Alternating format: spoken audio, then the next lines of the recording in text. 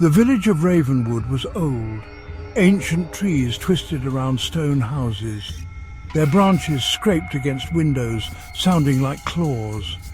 A cold wind howled through the empty lanes. It carried the scent of damp earth and something else, something unsettling. Thomas arrived at dusk. The setting sun painted the sky in hues of blood orange and bruised purple. He shivered, pulling his coat tighter. Ravenwood had a reputation. Whispers of strange occurrences, of people vanishing without a trace. He dismissed them as folklore, but standing there he felt a shiver crawl down his spine.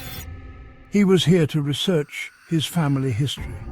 His grandmother had grown up in Ravenwood, her stories filling his childhood with both wonder and dread. She spoke of rituals, of ancient beings, of a darkness that clung to the village.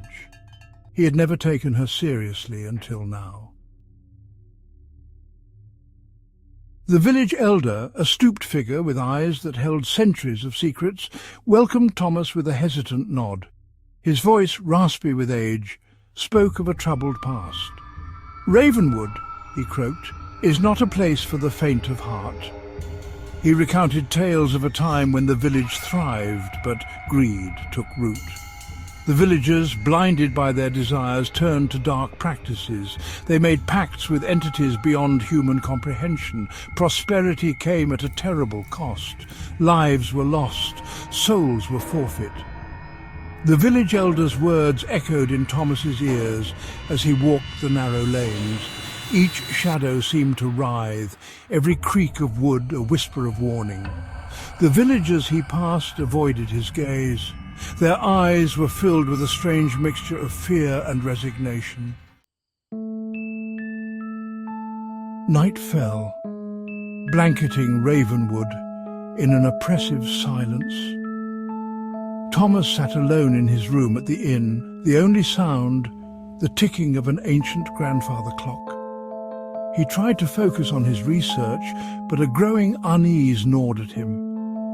He couldn't shake the feeling that he was being watched. A sudden gust of wind rattled the windows. The fire in the hearth sputtered and died, plunging the room into darkness. In the shadows, he saw it. A fleeting glimpse of a figure, tall, gaunt, with eyes that glowed an unnatural yellow. He stumbled back, heart pounding against his ribs. He fumbled for his lighter, the flickering flame doing little to dispel the darkness. The figure was gone. Had he imagined it? Was the darkness playing tricks on his mind? He tried to convince himself, but the fear remained, a cold knot in his gut.